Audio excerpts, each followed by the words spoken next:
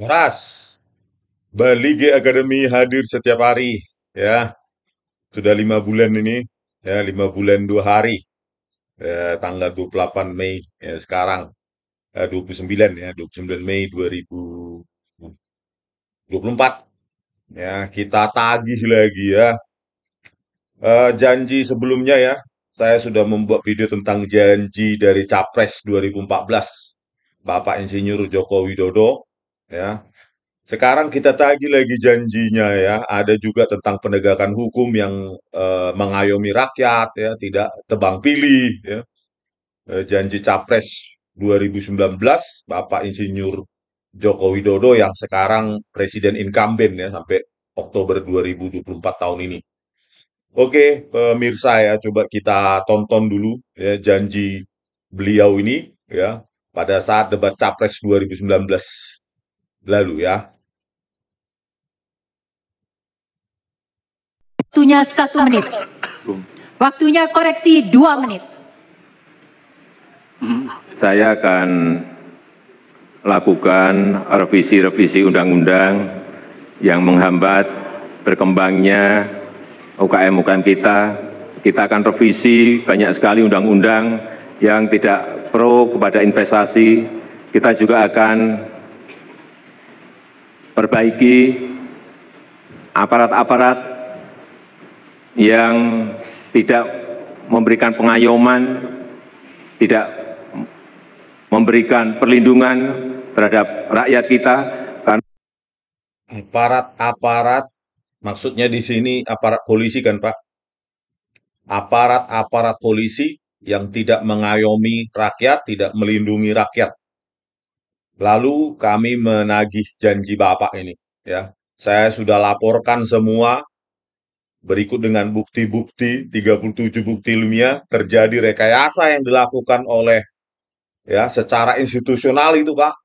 Polda Metro Jaya, Kapoldanya Tito Karnavian, Direktur Reskrimumnya Krisnamurti, ahli forensik digital yang merangkap sebagai perekayasa dan penipu, Muhammad Nual Azhar dan Christopher Harimanrianto. Lalu kenapa tidak ada tanggapan, Pak? Ya, bagaimana ini, Pak? Ya, saya tunjukkan beberapa screenshot saya. Nah, ini, Pak, Dumas presisi saya yang kedua.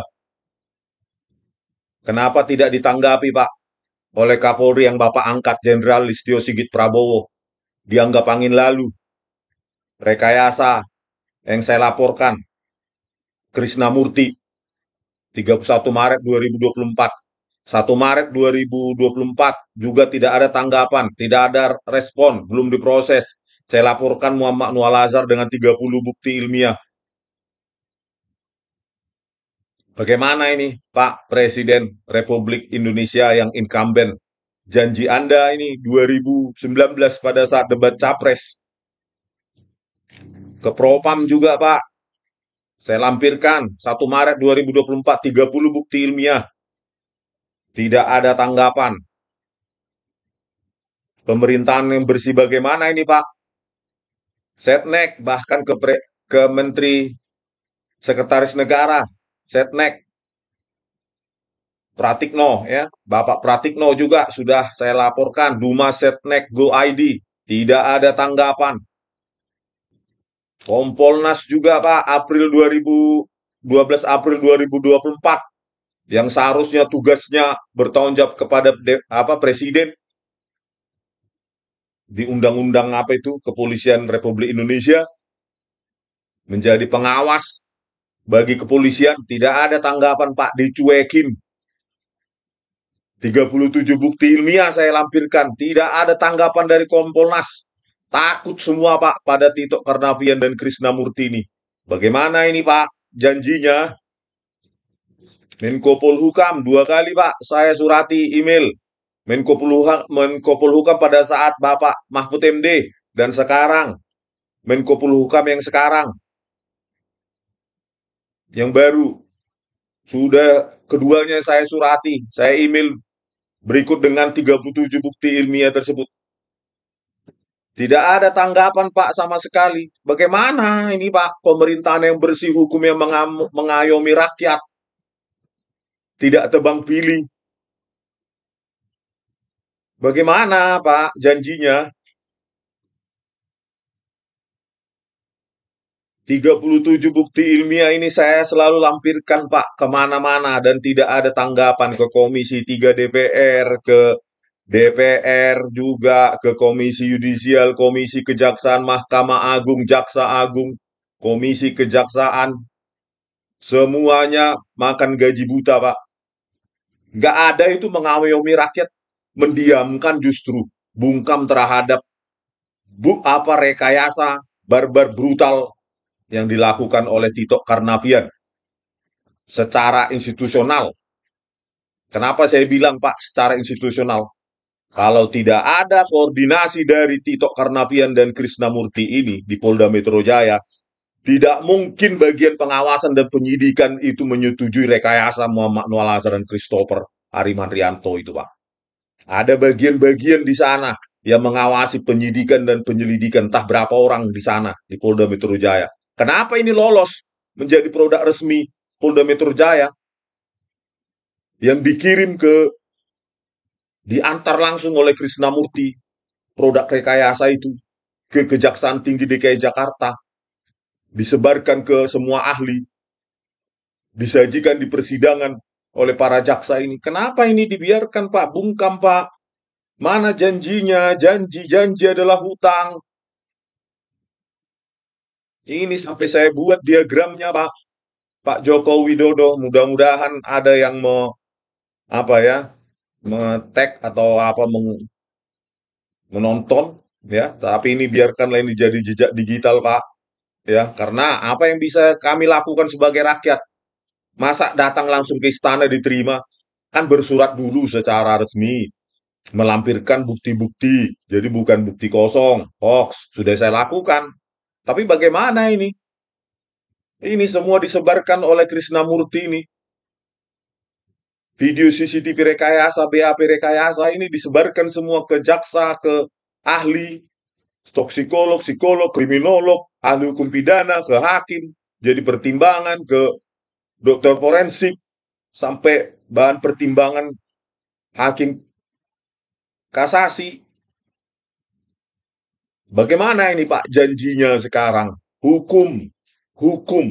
Tidak ada pembangunan kalau hukumnya rekayasa, barbar, brutal, biadab begini, Pak, terhadap rakyat. Investor mana yang mau datang? Kalau ini tidak dibenahi menjadi bola liar, investor pun akan lari. Kenapa? Mereka juga bisa. Para investor itu direkayasa oleh mafia rekayasa semacam Tito Karnavian dan Krisnamurti ini. Bagaimana, Pak? Mana ada pembangunan tanpa penegakan HAM dan hukum? Hukum dan HAM. Aduh, kita tonton lagi lah ya kelanjutan dari janji-janji ini. Menurut saya, hukum adalah bagaimana negara ini bisa melindungi rakyatnya. Hukum harus bisa memberikan kepastian kepada investasi dan dunia usaha, dan hukum juga tidak tebang pilih, dan hukum betul-betul bisa memberikan rasa tentram, rasa nyaman kepada seluruh rakyat Indonesia. 2 poin ya, Pak, janjinya. Pertama, hukum tidak tebang pilih. Mengapa saya laporkan Tito Karnavian Krisnamurti didiamkan, Pak? Semua jajaran Bapak, mulai dari Mensesnek, Menko Polhukam, Jaksa Agung, Kapolri, Komisi Kejaksaan, Komisi Yudisial, Komisi Nasional, Kompolnas, kenapa mendiamkan? Kalau hukum itu tidak tebang pilih, berarti kan hukum tebang pilih, Pak. Hukum masih tebang pilih.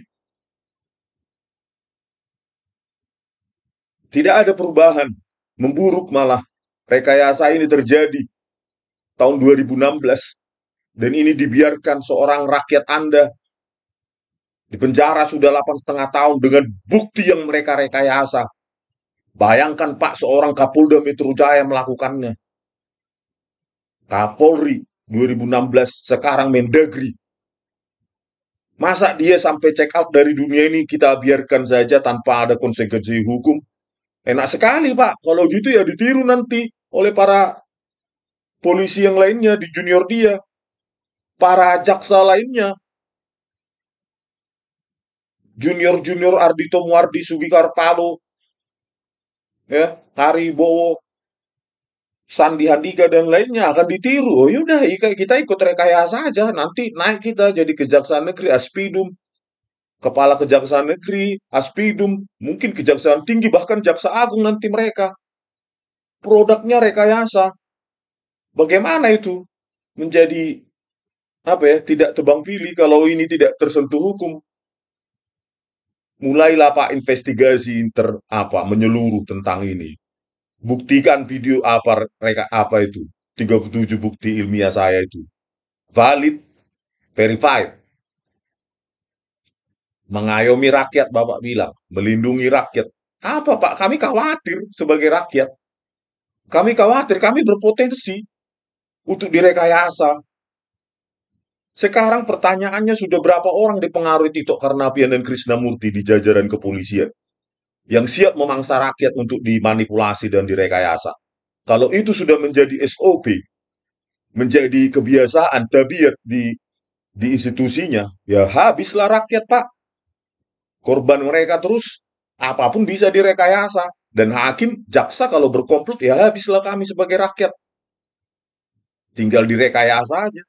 Bayangkan Pak, video CCTV yang tajam aja, bisa mereka secara pede, secara percaya diri, dihadirkan di persidangan, dirusak resolusinya, dibuat kabur, dibuang informasi warna. Justru pada event-event justru pada event-event kritis, event-event krusial yang penting, yang sangat penting dituduhkan kepada Jessica. Kamera 7, mulai dari 1557, 1717, itu semua direkayasa, dikaburkan oleh Muhammad Noor Azhar, ya, pelakunya atas instruksi siapa, Pak? Ya Tito Karnavian Krisnamurti lah, Pak, atasan dia saat itu. Siapa lagi yang menyuruh dia, memerintah dia? Makanya investigasi ini, Pak. Dilanjutkan juga video CCTV 7 yang sama juga. Mulai dari 1717 sampai 1839. Direkayasa juga, Pak. Posisi sedotan.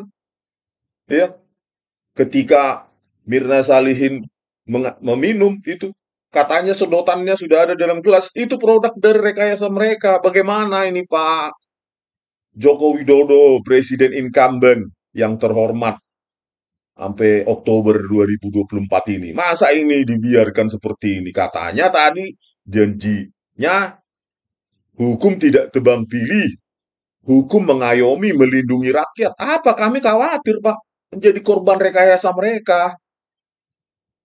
37 bukti ini loh, Pak. Terbantahkan ini, Pak. Saya siap dipenjara untuk ini. Untuk membuktikan ini. Siap saya dipenjara, Pak. Saat ini juga, kalau ini hoax atau bohong. Mana, Pak, janji Bapak ini? Mana?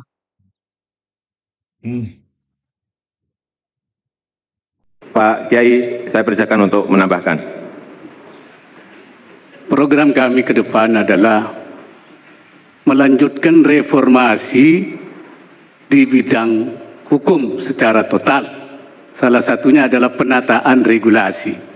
Penataan regulasi itu menghilangkan yang tumpang tindih dan membuat regulasi peraturan yang berkualitas, yang menguntungkan rakyat, memudahkan rakyat, dan akan memberikan peluang terhadap investasi dan pengembangan UKM. Kira-kira itu. Cukup, waktunya masih ada. Ya bukan hanya reformasi ya, tapi penegakan hukumnya, Pak. Law enforcement-nya yang penting. Hukum bisa sempurna secara tertulis, undang-undang, tapi tidak dilaksanakan. Ada undang-undang, mungkin peraturan Kapolri atau apalah, untuk melarang polisi merusak barang bukti digital. Tapi mereka lakukan juga. Tito Karnavian, Krisnamurti, Muhammad Noor Azhar, semua itu polisi saat itu, Pak Wakil Presiden. Bagaimana ini? Kenapa tidak ditindak sekarang gitu loh? Kenapa jajaran Anda sekarang bungkam gitu loh? Menko Polhukam bungkam, Jaksa Agung bungkam, Kapolri bungkam. Bagaimana ini? Sudah inkrah, tapi inkrahnya menggunakan bukti curang, bukti rekayasa. Ini kan bukan penegakan hukum yang tidak tebang pilih atau mengayomi rakyat. Kalau mengayomi dan melindungi rakyat, ya gunakanlah bukti yang valid, bukan bukti yang sengaja mereka rekayasa, Pak Wakil Presiden. Cukup, langsung saja Paslon 02 memberikan tanggapan. Kita tahan untuk pendukung 01 memberikan tanggapan atas apa yang disampaikan oleh 02. Waktunya adalah 1 menit. Jadi yang kita permasalahkan adalah bagaimana yang Bapak sebut tadi, ya Pak Presiden Jokowi tadi sebut aparat-aparat yang tidak mengayomi dan sebagainya. Sekarang masalah yang kita ingin tanya itu bagaimana? Karena Bapak sudah memimpin selama 4 tahun. Jadi bagaimana? Apa yang kita tunggu adalah sebetulnya apa yang bisa dilakukan segera sehingga tidak terjadi yang seperti yang kita khawatirkan semua itu. Sehingga terjadilah sekarang kesan bahwa penegakan hukum, keadilan itu hanya untuk orang kuat, orang kaya, orang yang punya koneksi. Dan tadi ditanya oleh Wakil Presiden saya, ya, insya Allah. Amin, amin. Jadi ditanya adalah bagaimana tanggapan Bapak ya kalau jabatan-jabatan penting itu diserahkan kepada kader yang aktif dari partai-partai politik dan bukan seorang yang sebenarnya netral. Waktunya habis Pak Prabowo, langsung disambut, diberi tanggapan oleh Paslon 01. Ya, setujulah dengan Pak Prabowo sebagai capres saat itu ya. Jadi apa tindakannya? Tindakan realnya apa? Sesegera mungkin gitu ya. Mudah-mudahan Pak Prabowo masih ingat janjinya ini ya. Juga ketika nanti jadi presiden Oktober 2024, jangan ketika masih calon ya menginginkan penegakan hukum yang mengayomi, melindungi rakyat, tidak tidak tebang pilih, ya. Walaupun siapapun harus disikat, ya mudah-mudahan diingat janji politiknya karena sudah terlalu banyak janji politik yang asal janji ya, tidak diingat, ya mudah-mudahan itu ya. Tapi sekarang untuk Pak Jokowi yang sedang incumbent, ya bagaimana ini Pak tindakan realnya, tindakan tegasnya, tindakan mendesaknya sesegera mungkin terkait dengan rekayasa video CCTV yang disajikan di persidangan sebagai bahan dakwaan, tuntutan, bahkan keputusan hakim berdasarkan video CCTV yang direkayasa oleh komplotan Tito Karnavian dan Krisnamurti, Muhammad Nalazar, Christopher, dan para jaksa pengkhianat rakyat itu, Pak. Bagaimana? Harus sesegera mungkin ini ini jangan jadi bola liar ini, Pak. Bayangkan kalau masyarakat tidak lagi percaya pada penegakan hukum oleh polisi. Mau jadi negara apa kita? Negara barbar, brutal, vigilante, main hukum sendiri. Bahaya ini, Pak. Jangan karena seorang Tito Karnavian, pejabat tinggi, pejabat teras, incumbent Mendagri, ini dibiarkan. Bahaya, Pak. Distrust terhadap hukum nanti. Mahal sekali harganya, Pak. Sikat, usut, sesuai dengan janji Bapak waktu Capres 2019-2024. Waktunya 1 menit dari kata pertama. Saya kira kita tidak boleh mendiskriminasi bahwa sebuah jabatan itu harus diberikan kepada tidak kepada orang partai atau tidak harus kepada seorang profesional. Menurut saya jabatan itu yang paling penting seperti tadi sudah saya sampaikan.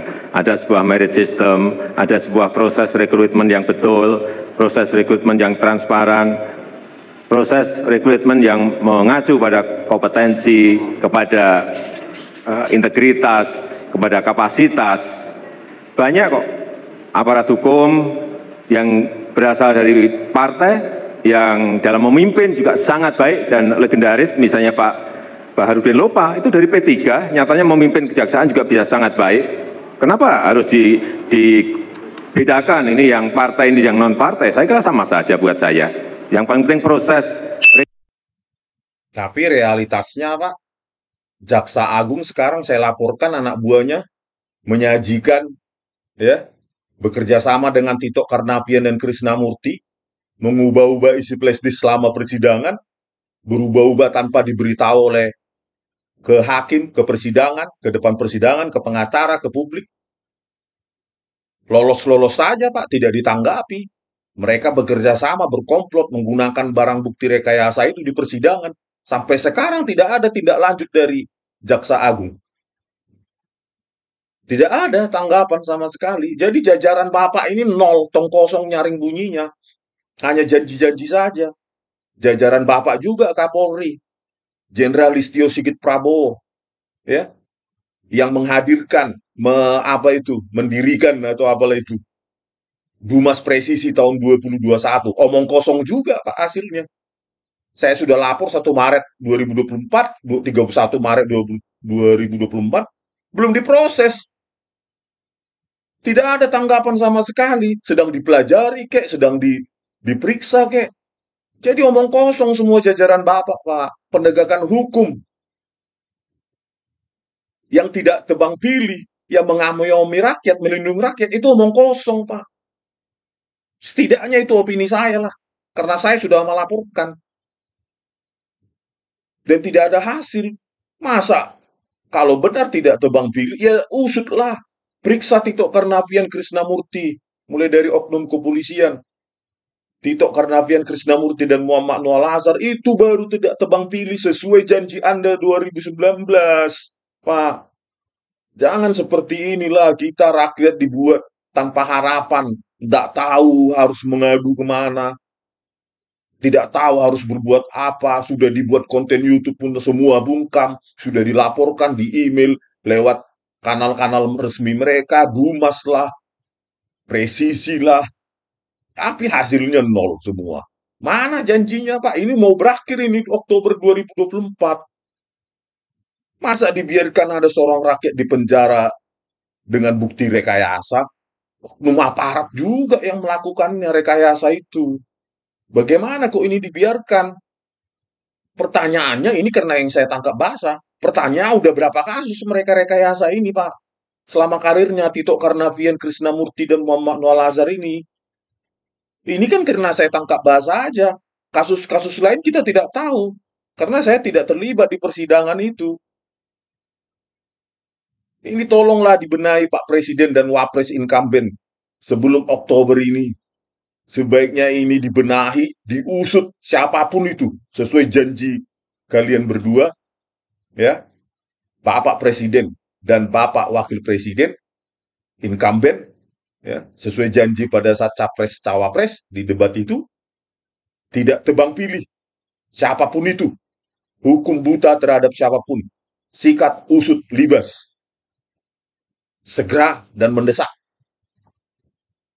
Oke pemirsa ya, kita desak terus Presiden Republik Indonesia ini ya, lewat kanal-kanal yang kita miliki, ya, karena kita sudah melakukan ya kewajiban kita sebagai warga negara melaporkannya, ya, bola ada di tangan mereka karena mereka yang punya wewenang, bukan kita, ya, mereka yang punya wewenang untuk menginvestigasi, punya apa ya hak diberi rakyat. Tugas mereka itu bukan tugas kita sebagai rakyat, tugas kita sebagai rakyat melaporkan. Oke, sekian dulu dari kami, Baligi Academy di tepian Danau Toba yang indah. Horas.